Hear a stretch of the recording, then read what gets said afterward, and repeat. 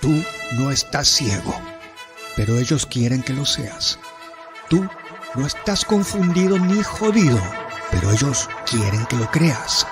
Que vivas con miedo, enfermo, ignorante, es todo para los fascistas. Así es como te amansan, te anulan noche y día. Así es como esos maleantes tapiñan sus fechorías. Muy buenas noches, estimados amigos de Radio Rebelde Ecuador. Estamos con una entrega más de su programa de opinión política que lo hemos denominado La Tiradera. En esta ocasión quiero refrescar la memoria de muchas personas que de pronto se enteraron de este caso, porque ya son 53 años atrás que se desarrolló este caso de Watergate, donde el presidente Richard Nixon, presidente de Estados Unidos de ese entonces, renunció, no fue destituido, renunció porque hizo un pacto con políticos de ese entonces para que el vicepresidente asuma la presidencia siempre y cuando no se le acuse de ninguna de los delitos que había cometido en su gestión como presidente. Delitos tales como allanamientos, robo, chantaje, sobornos, perjuicio, obstrucción de la justicia y muchos más. Y al mismo tiempo quiero que veamos las diferencias que existen entre el gobierno de ese entonces de Richard Nixon y el gobierno actual de Guillermo Lasso. Entonces, les invito, con este preámbulo, les invito a ver un documental que he preparado sobre Richard Nixon para refrescarnos la memoria y así vamos poco a poco detallando las diferencias que existen entre el gobierno americano y el gobierno actual de la República del Ecuador, Guillermo Lasso. Bienvenidos, muy buenas noches. Curiosidades del escándalo que hizo renunciar al presidente de Estados Unidos, Nixon y Watergate. En la alta madrugada del 17 de junio de 1972, el guardia de seguridad del edificio Watergate, Frank Wills, observó que los pestillos de las cerraduras de las puertas de unas oficinas estaban cubiertas con cinta adhesiva para evitar que se cerraran. Wills retiró la cinta sin darle mayor importancia al asunto, pero una hora más tarde vio que alguien había puesto de nuevo el material adhesivo en las cerraduras. Entonces sus alarmas se activaron y llamó a la policía. El vigilante nunca se imaginó que en ese momento había tirado el hilo que conduciría a develar el mayor escándalo político que ha sacudido a Estados Unidos en toda su historia, que condujo a la renuncia de Richard Nixon, único presidente estadounidense que ha dimitido. ¿Cómo se fraguó esta conspiración política del gobierno estadounidense y el Partido Republicano contra el Partido Demócrata, en la que participaron el presidente de Estados Unidos y decenas de altos funcionarios y de dirigentes políticos? ¿Cómo se descubrió la trama que llevó a una larga lista de delitos, incluyendo allanamiento, robo, chantaje, soborno, perjurio, obstrucción de la justicia y varios más? En este video vamos a repasar el célebre caso Watergate, cuyo sufijo Gate ahora es utilizado para identificar cualquier escándalo de alto perfil. Antes de meternos a fondo, no te olvides de suscribirte a nuestro canal y activar las notificaciones para mantenerte al día con nuestras actualizaciones.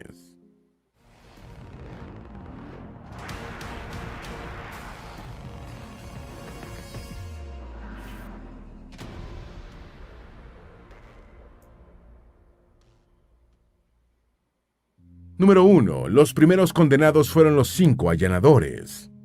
Tras ser la llamada por el guardia de seguridad Frank Wills, el 17 de junio de 1972, la policía arrestó a 5 hombres que se encontraban dentro de las oficinas del Comité Nacional del Partido Demócrata en el complejo Watergate.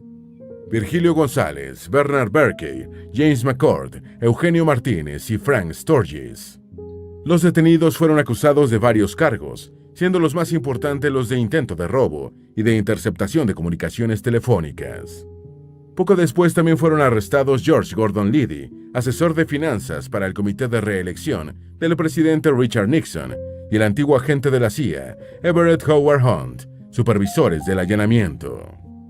Los 5 perpetradores directos fueron acusados y condenados por conspiración, robo y violación de las leyes federales de escuchas telefónicas.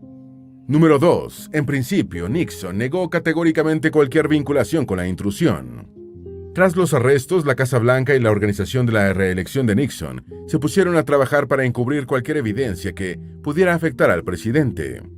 El mismo día del arresto de los allanadores, el FBI encontró el nombre del exagente de la CIA Hunt en las libretas de 2 de ellos. Pocos días después, Ron Ziegler, secretario de prensa de Nixon, describió el incidente como un intento de robo de tercera clase. Por su parte, el presidente declaró: "Puedo decir categóricamente que nadie en lo personal de la Casa Blanca, nadie en esta administración actualmente empleado, estuvo involucrado en este incidente tan extraño". Número 3. La ruta del dinero ofreció las primeras pistas. La primera pista sobre los pagos hechos por los delitos cometidos fue encontrada el 1 de agosto, cuando se descubrió que una cuenta de uno de los allanadores, Bernard Berkey, había recibido un depósito de $25,000 procedentes de la organización de la campaña presidencial de Nixon. Luego se revelaron otros fondos recibidos por los perpetradores y fueron identificadas las personas de la organización presidencial responsables de recibir los cheques de donaciones para la campaña cuyos fondos eran utilizados para hacer los pagos. Los 5 implicados en el robo fueron relacionados por la policía con el comité para la reelección del presidente, por lo que se sospechó de una conspiración con la participación de funcionarios de alto rango. Número 4. La reelección de Nixon nunca peligró. El 29 de septiembre de 1972, los medios de comunicación informaron que el presidente del comité de reelección y el ex fiscal general, John Mitchell, controlaba un fondo secreto del Partido Republicano para financiar actividades de inteligencia contra el Partido Demócrata.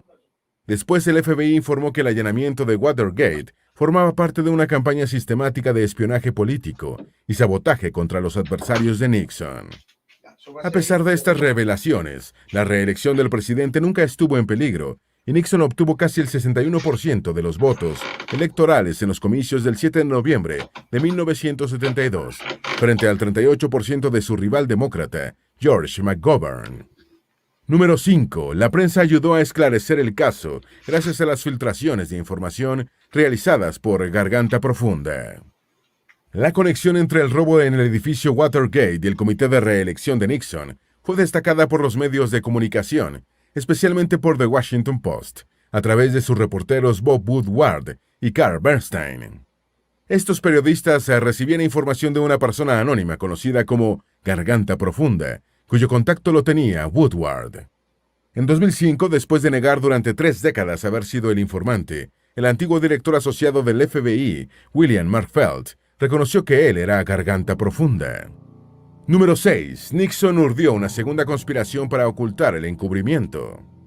La sentencia a prisión de los 5 allanadores bien pudo haber cerrado el caso, pero para comienzos de 1973, la investigación se había ampliado para conocer el alcance de la participación de la administración Nixon en el caso. Las conversaciones de Nixon entre marzo y abril de 1973 revelaron que tenía que deshacerse de algunos de sus funcionarios: el jefe de gabinete Harry Robbins Haldeman, el ayudante del presidente John Heinrich Mann y el asesor presidencial y abogado de la Casa Blanca, John Dean.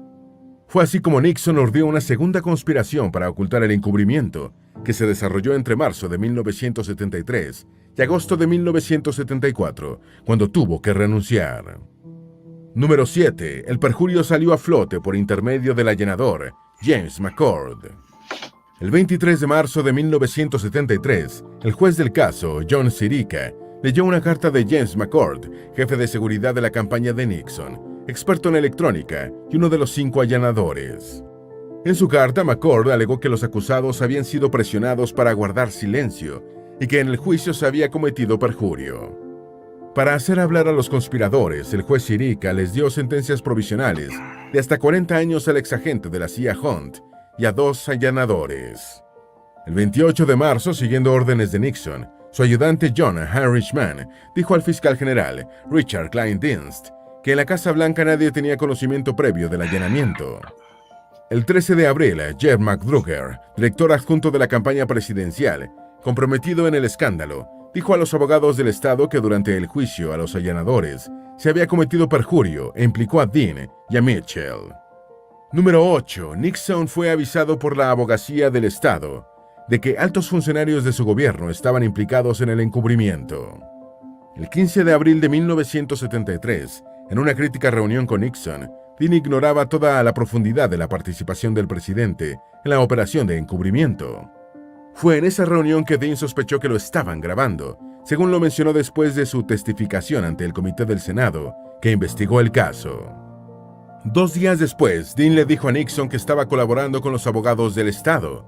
Ese mismo día, la abogacía de Estados Unidos informó al presidente que Haldeman, Harrichman, Dean y otros funcionarios de su administración estaban implicados en el encubrimiento. Número 9. Harrichman acusó a Nixon de haberle ofrecido una fuerte suma de dinero. El 30 de abril, Nixon solicitó la renuncia de sus estrechos colaboradores, Haldeman y Harrichman, quienes más tarde fueron acusados y condenados a prisión. También pidió la renuncia del fiscal general Richard Kleindienst para evitar suspicacias sobre su amistad con Haldeman y Harrichman. Nixon igualmente despidió a John Dean, quien continuó testificando en el Comité del Senado, afirmando que sospechaba que las conversaciones en la oficina oval estaban siendo grabadas. Esta revelación se convirtió en la bomba que tiempo después conduciría a la dimisión del presidente. Durante su estancia en prisión, Harrichman escribió para las revistas New West y New York y afirmó que el presidente le había ofrecido una gran suma de dinero, lo que Nixon negó.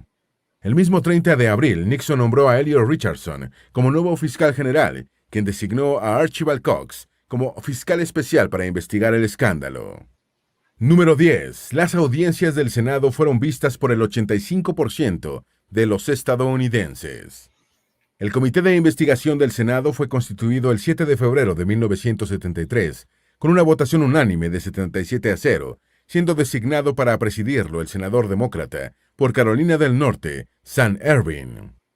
Las audiencias del comité se transmitieron por las 3 cadenas de televisión principales, un día para cada una, comenzando ABC el 17 de mayo y finalizando NBC el 7 de agosto, y fueron vistas al menos parcialmente por un 85% de los estadounidenses con televisor. Número 11. Una pregunta del abogado Donald Sanders permitió descubrir la existencia de las grabaciones de la Casa Blanca. El 13 de julio de 1973, en una entrevista preliminar, Donald Sanders, abogado de la minoría en el comité, preguntó a Alexander Butterfield, asistente de la Casa Blanca, si conocía de algún sistema de grabación en el despacho oval. Tras mostrarse vacilante, Butterfield declaró que en la sede del gobierno federal estaba en funcionamiento un nuevo sistema que registraba automáticamente las conversaciones en la oficina oval, la sala del gabinete y otras dependencias. En la audiencia del 16 de julio de 1973, transmitida en vivo, el consejero de la minoría, Fred Thompson, preguntó a Butterfield si estaba enterado de la instalación de cualquier dispositivo de escucha en el despacho oval del presidente. La revelación del asistente adjunto de Nixon sobre la existencia del sistema de grabación cambió la investigación del caso Watergate. El fiscal especial Archibald Cox, al igual que el Comité del Senado, pidieron la entrega inmediata de las cintas, a lo que Nixon se negó, citando su privilegio como presidente. Número 12. Nixon y la masacre del sábado por la noche. El sábado 20 de octubre de 1973, Nixon ordenó a Elliot Richardson que despidiera a Cox, y ante la negativa de este, recurrió a William Ruckelshaus, delegado del fiscal general, quien también se negó. Ambos funcionarios renunciaron, pero el presidente continuaba sin encontrar a alguien dispuesto a echar al fiscal especial de Watergate. La búsqueda de Nixon terminó con el procurador general Robert Bork, quien se avino a despedir a Cox, aunque consideró dimitir para evitar ser percibido como un hombre que cumplió órdenes del presidente para salvar su trabajo. Los acontecimientos del 20 de octubre de 1973 en la Casa Blanca fueron llamados la masacre del sábado por la noche. Número 13. El 17 de noviembre de 1973, Nixon dijo enfáticamente: "No soy un ladrón". El comportamiento del presidente con sus subordinados fue duramente criticado por los medios, el sector político y la opinión pública, resultando evidente que estaba huyendo hacia adelante con el escándalo Watergate. El 17 de noviembre de 1973, en una comparecencia en el Disney Contemporary Resort, frente a 400 editores de Associated Press, Nixon dijo enfáticamente: "No soy un ladrón". Entretanto, el procurador Burke había quedado con la tarea de nombrar un nuevo fiscal especial en sustitución de Cox y designó a Leon Jaworski. Número 14. En marzo de 1974, fueron acusados los 7 de Watergate, y el gran jurado nombró en secreto a Nixon como conspirador no acusado. El 1 de marzo de 1974, un gran jurado de Washington, D.C., acusó a 7 exfuncionarios del gobierno de Nixon por conspiración para obstaculizar la investigación de Watergate. Este grupo, llamado los 7 de Watergate, estaba formado por Haldeman, Henrichman, Mitchell, el consejero asesor del presidente Charles Colson, el asistente Handelman, Gordon C. Strachan, el funcionario del Partido Republicano Robert Mardian y Kenneth Parkinson, abogado del Comité para la Reelección de Nixon. En paralelo, el gran jurado nombró en secreto al presidente como un conspirador no acusado. Número 15. En marzo y abril de 1974, continuaron cayendo implicados en el escándalo. Dean, Magruder y otras figuras del gobierno de Nixon ya se habían declarado culpables cuando el 5 de abril de 1974 le tocó el turno al exsecretario de nombramientos del presidente, Dwight Chapin, quien fue condenado por mentir ante el gran jurado. El 7 de abril, el mismo gran jurado acusó de 3 cargos de perjurio al republicano Ed Reineke, en ese momento vicegobernador de California, estado gobernado por Ronald Reagan. Reineke fue condenado a una pena suspendida de 18 meses y arruinó su carrera política. Número 16. La liberación de las transcripciones hundió a Nixon. El nuevo fiscal especial, Leon Jaworski, solicitó la entrega de las grabaciones sin editar, pero Nixon quería entregar unas transcripciones editadas. El equipo legal del presidente favorecía la liberación de las cintas sin editar, mientras que Ron Ziegler, secretario de prensa, prefería liberar una transcripción editada. Tras varias semanas de discusiones, en un discurso a la nación, el 29 de abril, Nixon anunció la publicación de unas transcripciones editadas. Durante las siguientes 2 semanas, todo el mundo estuvo leyendo las transcripciones realizadas por la Casa Blanca, e incluso los que seguían creyendo en Nixon dentro del público, el sector político y los medios de comunicación empezaron a pedir la renuncia o la destitución del presidente. Número 17. El líder republicano en el Senado, Hugh Scott, calificó de despreciable e inmoral el comportamiento de Nixon. Las declaraciones del vicepresidente Gerald Ford fueron vagamente desfavorables para el presidente. Ford dijo: "Aunque puede ser fácil eliminar la caracterización de la página impresa, no podemos eliminar la caracterización de la mente de la gente con un gesto de la mano". Sin embargo, Hugh Scott, líder republicano del Senado, fue lapidario con Nixon al afirmar que las transcripciones mostraron una actuación deplorable, desagradable, despreciable e inmoral por parte del presidente y sus excolaboradores. Número 18. Nixon fue destrozado por los periódicos afines. Incluso diarios que habían apoyado a Nixon lanzaron críticas feroces. En el Chicago Tribune se pudo leer: "No tiene humor hasta el punto de ser inhumano, es tortuoso, vacilante, profano, dispuesto a ser conducido, muestra brechas desalentadoras en el conocimiento, sospechoso de su personal, su lealtad es mínima". El lenguaje soez, grosero y vengativo de las transcripciones perturbó a mucha gente. El Providence Journal dijo: "Leer las transcripciones es una experiencia vomitiva. Uno termina sintiéndose impuro". Este diario continuó señalando que los documentos mostraban un presidente despectivo con Estados Unidos, su pueblo y sus instituciones. Un número significativo de personas leales a Nixon empezaron a señalar su renuncia como una medida urgente. Número 19. En julio de 1974, la Corte Suprema ordenó a Nixon entregar las grabaciones.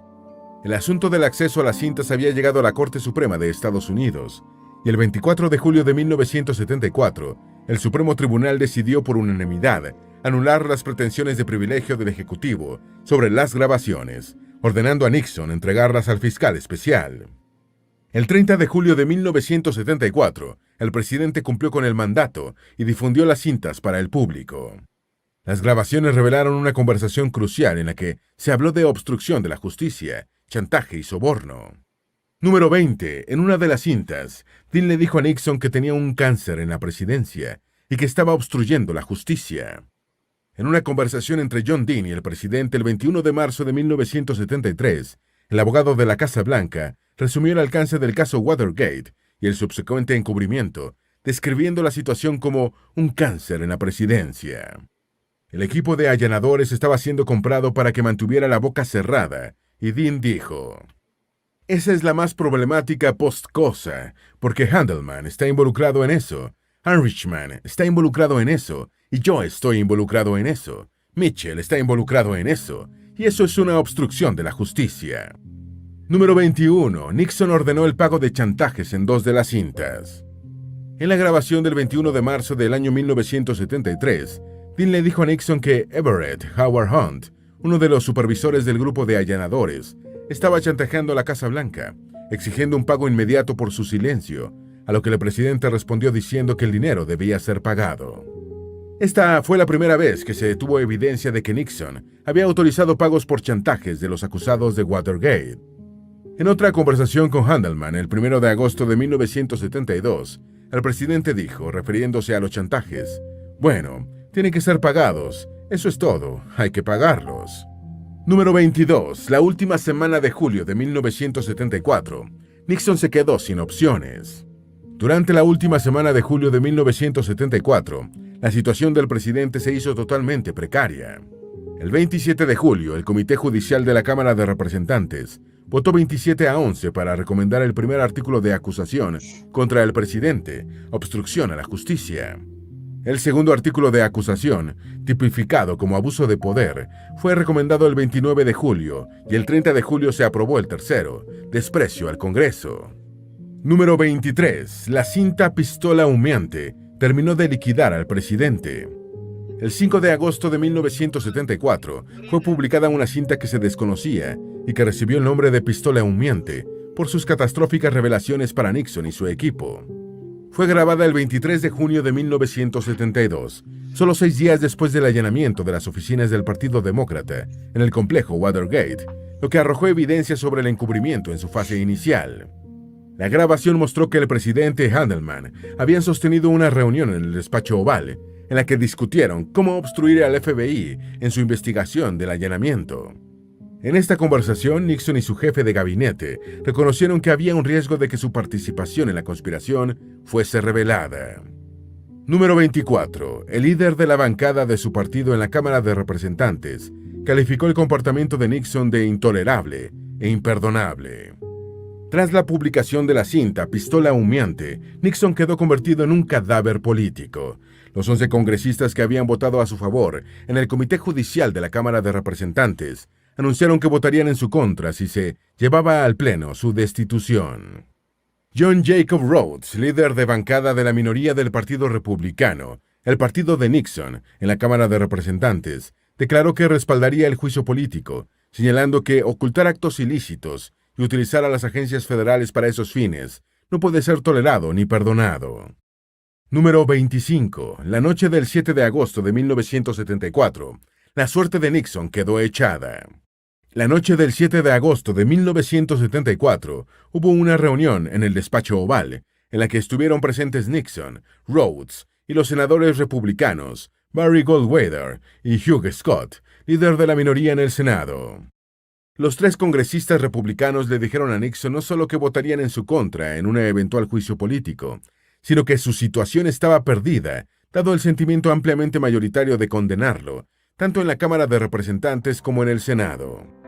Ante la cruda realidad de los números mayoritariamente en su contra, Nixon tomó esa noche la decisión de renunciar.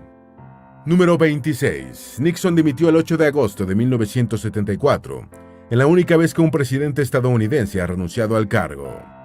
La tarde del 8 de agosto de 1974, casi todos los estadounidenses estaban frente al televisor.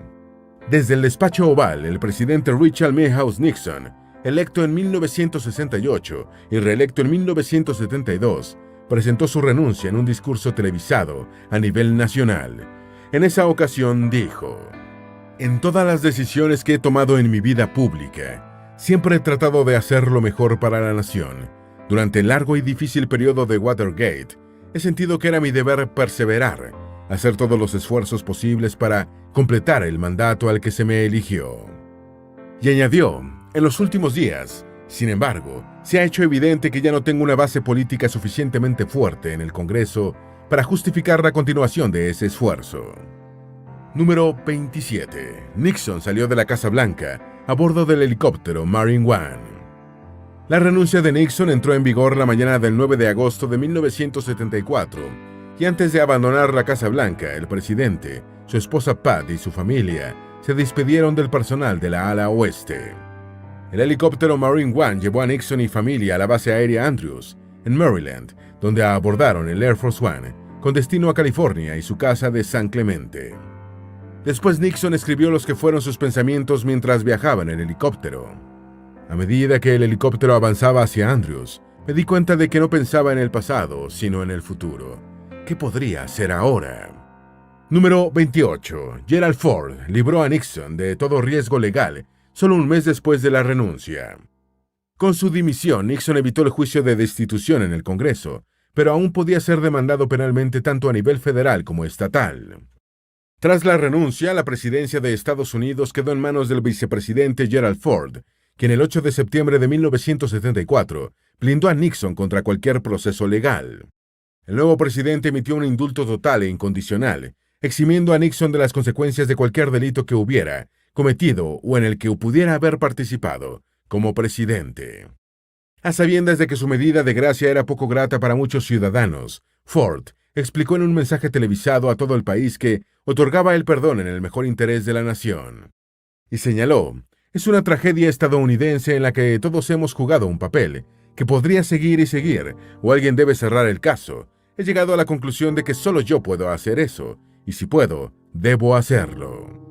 Número 29. Ford perdió las elecciones presidenciales de 1976 por muy estrecho margen. Gerald Ford fue acusado de haber hecho un acuerdo secreto con Nixon, en el que le prometió perdonarlo a cambio de su renuncia.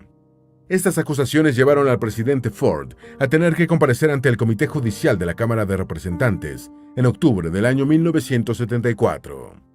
En las elecciones de 1976, Ford fue el candidato presidencial del Partido Republicano, siendo derrotado por estrecho margen, 50 a 48%, en votos electorales por el candidato demócrata Jimmy Carter. Número 30. Nixon defendió su inocencia hasta su muerte.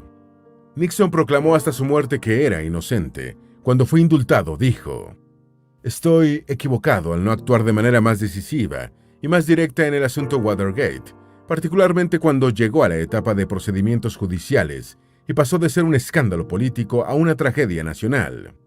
Richard Nixon murió el 22 de abril de 1994, a los 81 años, en Nueva York, 4 días después de sufrir un derrame cerebral. A su funeral asistieron el presidente Bill Clinton y los expresidentes Ford, Carter, Reagan y Bush, padre. Fue la última aparición pública de Ronald Reagan antes de su Alzheimer. Número 31. Gate se convirtió en un sufijo para nombrar los escándalos de alto perfil. El sufijo Gate se convirtió en sinónimo de escándalo político, y uno de los más notorios ha sido el Irangate. El Irangate, también llamado escándalo Irán-Contra, se produjo en 1985 a 1986, más de una década después de Watergate. En este caso, altos cargos del gobierno de Ronald Reagan organizaron una entrega ilegal de armas a Irán, país sobre el que pesaba un embargo armamentístico del propio Estados Unidos, con la promesa del gobierno iraní de conseguir la liberación de rehenes estadounidenses en el Líbano. El dinero obtenido con la venta de las armas era utilizado para financiar la guerrilla Contra, que combatía al régimen sandinista de Nicaragua. El escándalo Watergate marcó uno de los periodos más oscuros en la historia política de Estados Unidos, y su principal responsable, el presidente Richard Nixon, a pesar de ser perdonado, nunca podría quitarse la imagen de villano que llevó hasta la muerte. Esperamos que este video te haya sido útil. Si tienes algo que agregar, por favor, compártelo con nosotros en la sección de comentarios. Dale me gusta a este video y envíale el enlace a tus familiares y a tus mejores amigos para que también sepan más de las 31 curiosidades del escándalo que hizo renunciar al presidente de Estados Unidos, Nixon y Watergate. Es importante traer este video del pasado, ya que exactamente está pasando lo mismo acá en el Ecuador. Tenemos un gobierno que ha cometido muchos delitos como robo, chantaje, soborno, perjurio y sobre todo, lo más cruel es que está vinculado a la mafia albanesa que trafica drogas desde Sudamérica hasta Europa. En la mañana acabé de ver un reporte de un periódico de Gran Bretaña donde que ya catalogan al Ecuador como narcoestado y sus vínculos con la mafia albanesa que transporta droga desde Ecuador hasta Gran Bretaña. Es muy lamentable que nuestro país se tome su nombre como sinónimo de delincuencia, de narcotráfico, y ya somos catalogados con la prensa británica como narcoestado. El día de ayer ya pusieron en la Secretaría de la Asamblea el pedido para el juicio político a este delincuente llamado Guillermo Lasso.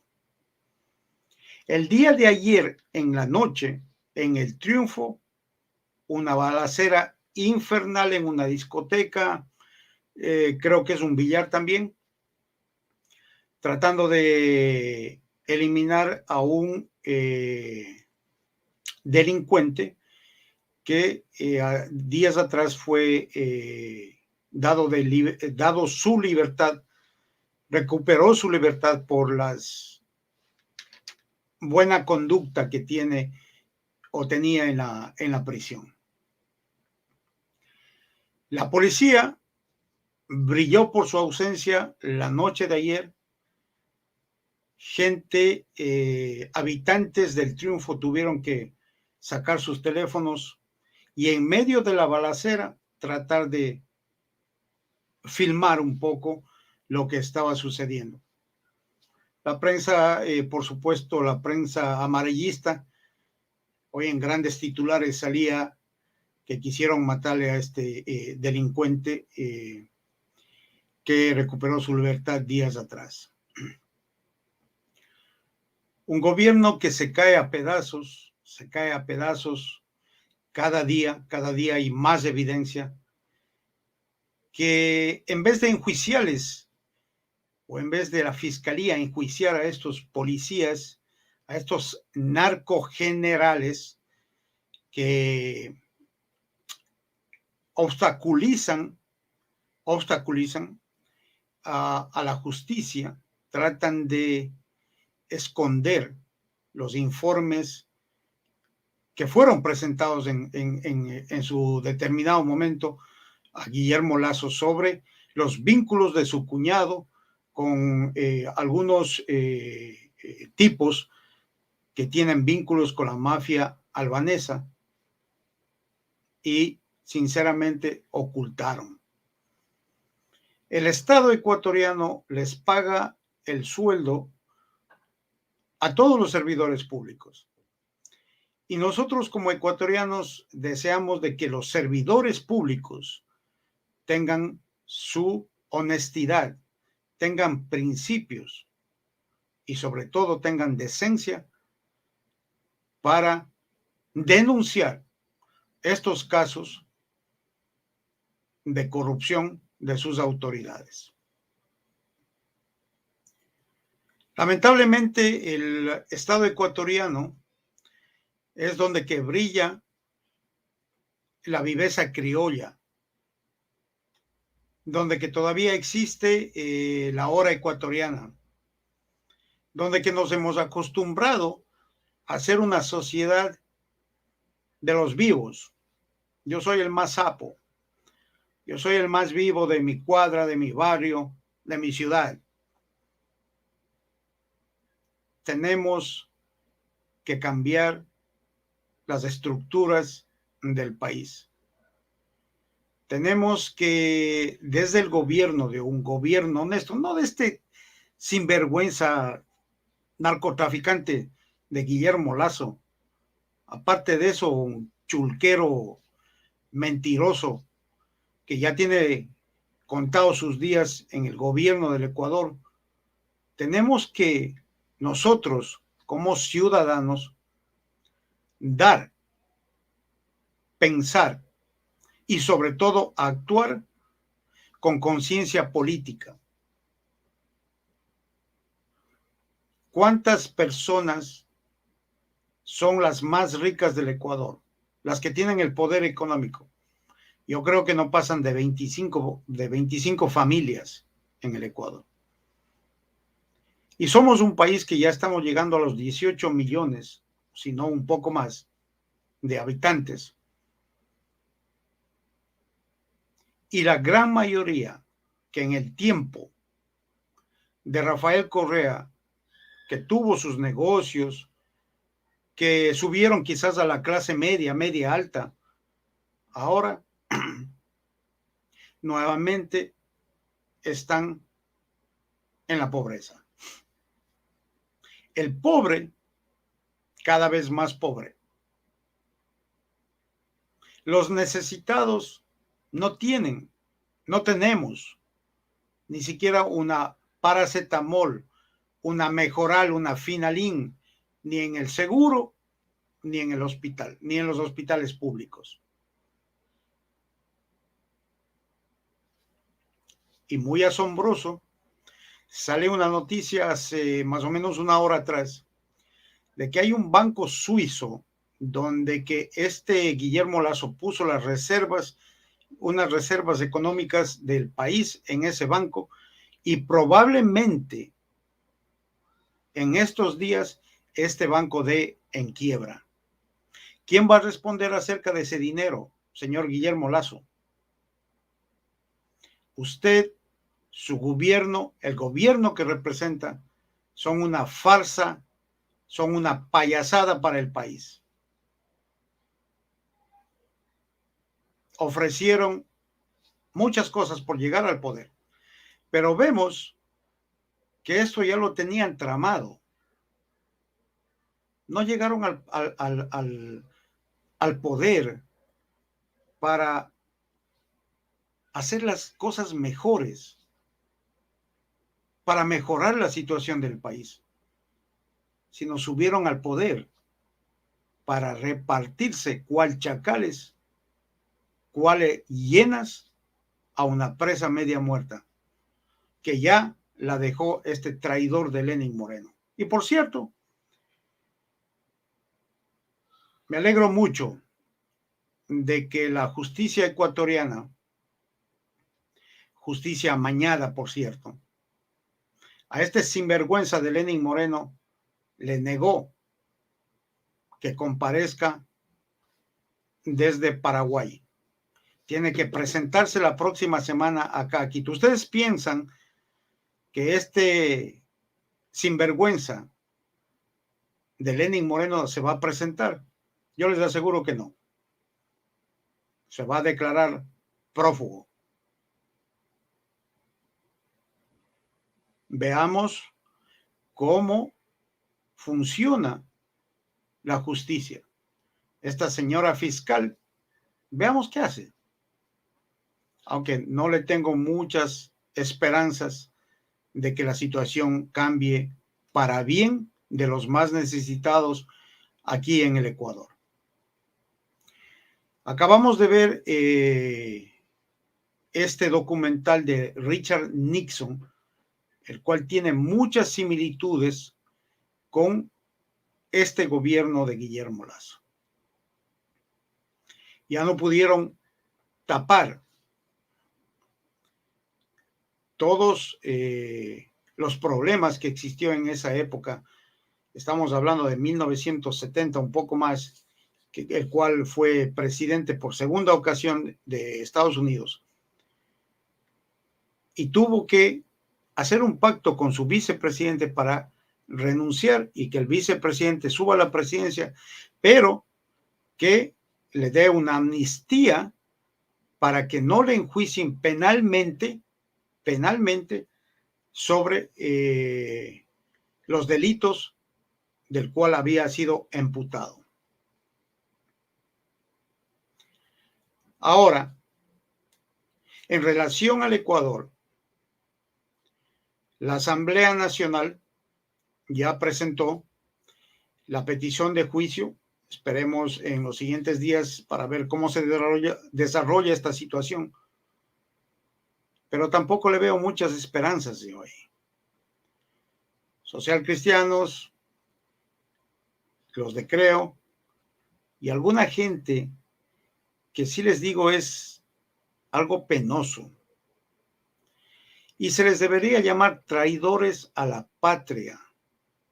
Por ejemplo, este asambleísta de la provincia, una provincia querida, que yo no sé cómo le eligió a este pelafustán de Quispe, miembro de Pachacútec, que aduce él que no quiere apoyar al correísmo en esta situación.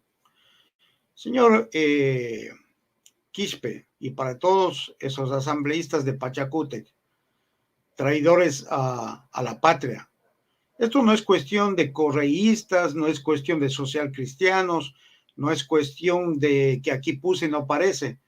Es una cuestión importante que tenemos que salvar al país del narcotráfico. O quién sabe si este señor Salvador Quispe tiene ahí nexos con el narcotráfico también. Y todos estos asambleístas que no van a votar a favor de del enjuiciamiento político a Guillermo Lasso. Hicieron una consulta popular y salió a despotricar, a rasgarse las vestiduras y nos llamó a todos los ecuatorianos que íbamos a votar no, que somos narcotraficantes.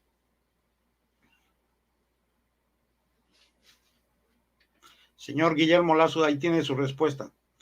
La mayoría de ecuatorianos entonces, según usted, según su boca, somos narcotraficantes.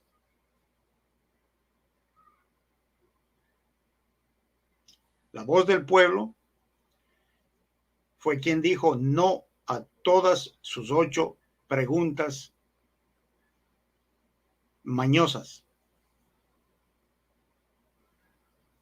Si tiene un poco de dignidad, si tiene un poco de pantalones, si tiene un poco de hombría, señor Guillermo Lasso, dé un paso al costado. Su vida económica ya la tiene hecho desde hace muchos años atrás, desde cuando usted estafó, desde cuando usted fue ladrón, desde cuando usted provocó el feriado bancario en 1999. Le hago acuerdo, por si acaso no se acuerde, señor. En 1999 fue el feriado bancario y muchas personas tuvimos que emigrar hacia otros países. Personas de edad avanzada se suicidaron por su culpa, porque tenían los ahorros de toda su vida guardados en el banco y de un día para el otro no pudieron sacar. Se encontraron en la calle. Nos encontramos en la calle. Fue un éxodo masivo de 2 millones y medio de ecuatorianos en ese entonces. Y ahora, en este año, ya creo que estamos igualando y hasta pasando la misma. O sea, un estúpido personaje genera dos oleadas migratorias.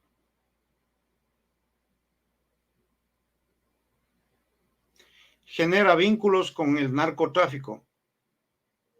Pone a sus ejecutivos del Banco de Guayaquil a que tengan cargos estratégicos en las empresas públicas para la venta de puestos, para la venta de los recursos de todos los ecuatorianos.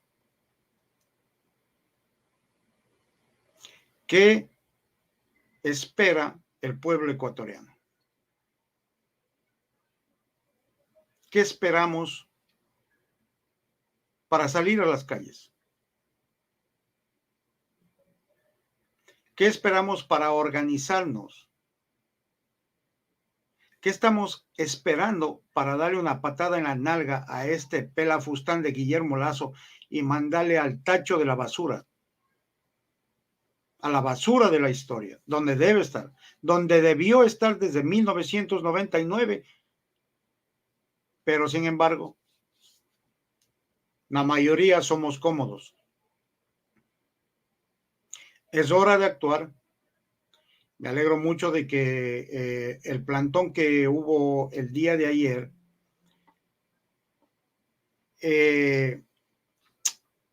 a las afueras de la Asamblea Nacional haya empujado un poco a estos asambleístas para que presenten la petición de juicio político. Me alegra mucho por los amigos, compañeros de la Asamblea Nacional Ciudadana que estuvieron afueras de la Asamblea Nacional en la ciudad de Quito, impulsando, empujando, gritando para que se dé este acontecimiento. De aquí queda un tramo largo. Un tramo largo que solo los ecuatorianos sabemos qué va a suceder. Organización para vencer. Organización para saber por quién uno vota. Organización para no dejarnos engañar nuevamente de estos políticos corruptos, de estos viejos políticos corruptos mañosos que hay por montones aquí en el Ecuador. Mi opinión personal, yo veo políticos jóvenes o políticos maduros que son honestos, pero les soy muy sincero, son contados con las dos manos de las personas, no más, no pasan más de ahí. Un político en el Ecuador es una persona, ojo, no hablo de todos,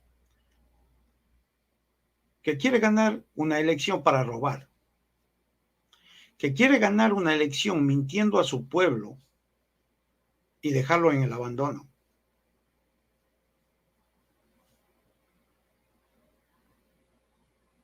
Miren lo que pasó con los socialcristianos.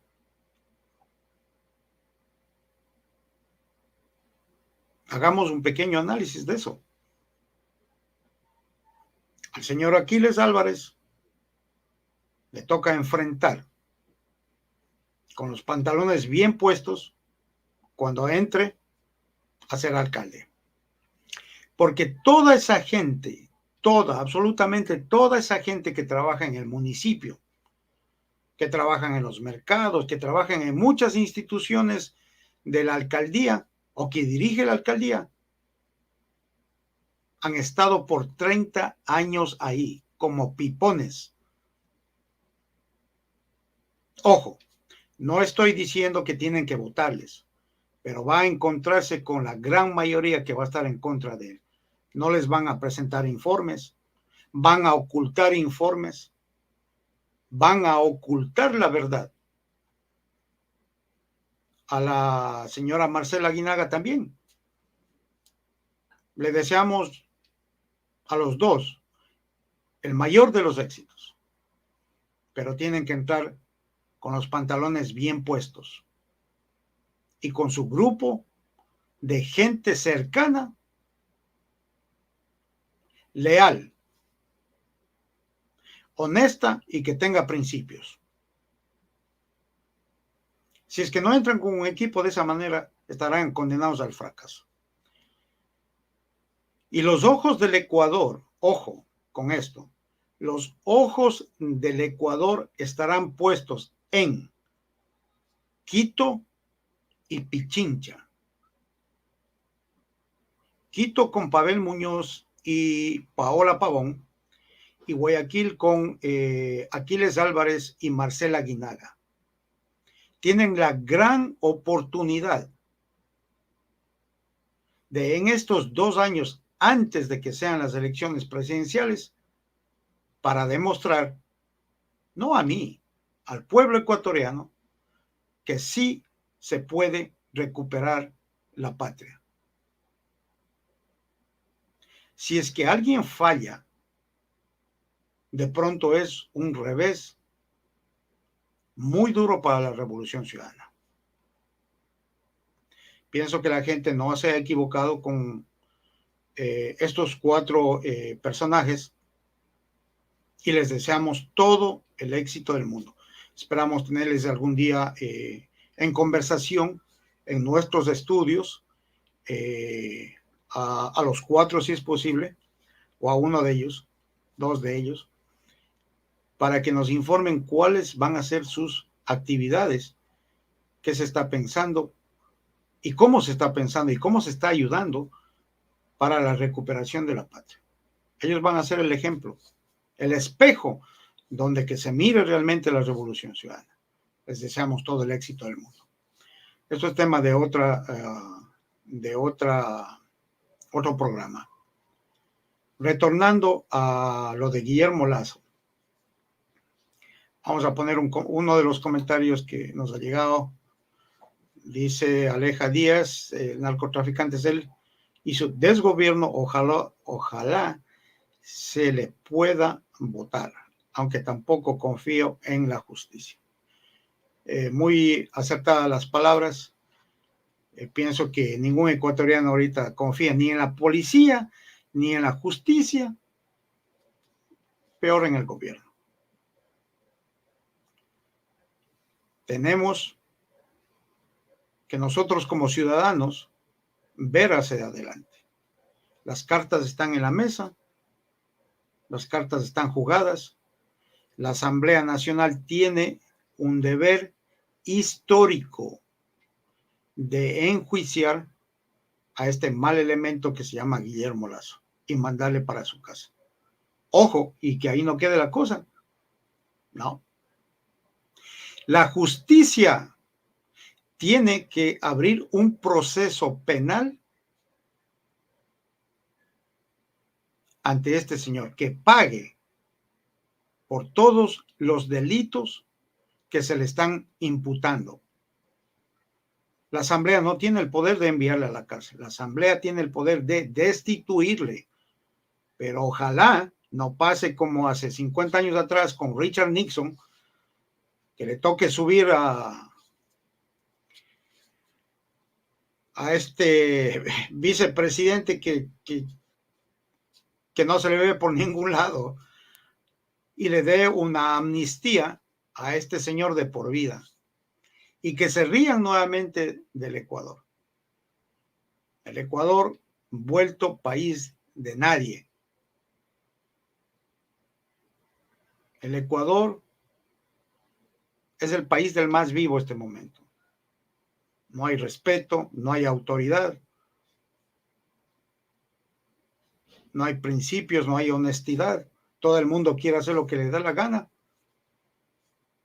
Y eso es algo que no se puede permitir. Debemos regresar a los tiempos de prosperidad. Este es un país pequeño, pero un país rico en recursos naturales. Pero sin embargo, regresamos a la venta del petróleo, donde el Ecuador ya no recibe como recibía tiempo atrás el 80%, 85%, y el 15% era para las compañías que extraían el petróleo. Ya se regresó al tiempo del pasado. Eso la prensa no habla. El Ecuador está recibiendo 20, 25%. Creo que hasta mucho le estoy poniendo en las regalías sobre el petróleo, la exportación del petróleo.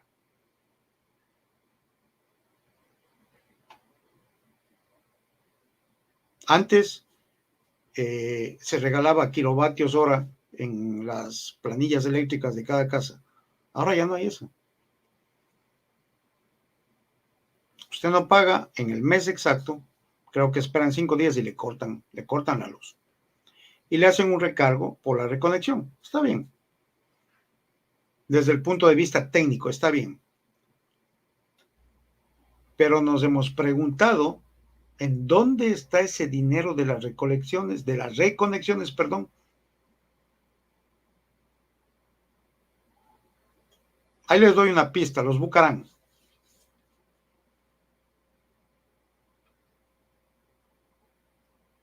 Y hay que decirlo con toda la frente en alto. Estos son unos pillos.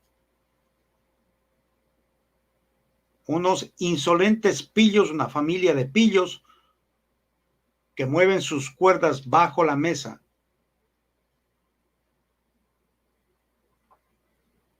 Se quedó en blanco la situación de los enjuiciamientos a las personas involucradas por la situación de la corrupción en los hospitales del Seguro, en los hospitales del Ministerio de Salud Pública acá en Guayaquil. No hay responsables. Se le dio libertad a un payaso de estos sinvergüenzas. Se asesinó a este señor, creo que es de apellido Ruales, tiene mi mismo nombre, Efraín Ruales, actor. No le he seguido mucho la vida de este señor, pero iba a declarar, le mataron. ¿Dónde están los responsables de eso?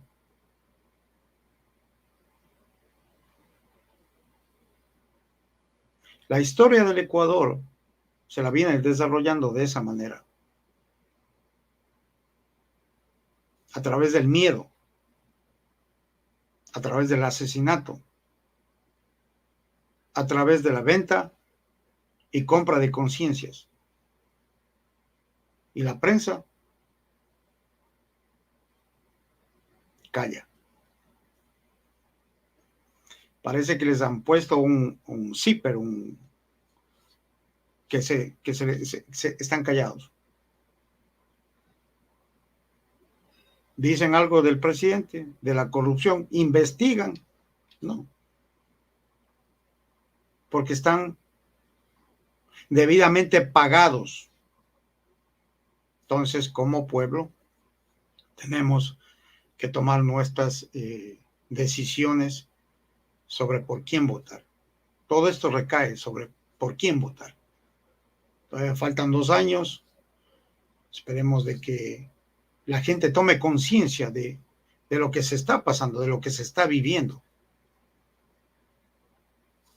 Volvimos al tiempo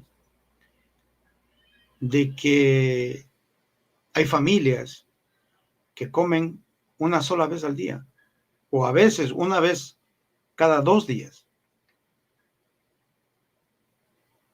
Se volvió a ver niños pidiendo caridad. Se vuelve a ver niños en la parte de la sierra siendo, ¿cómo se podría explicar? Rentados para que pidan caridad.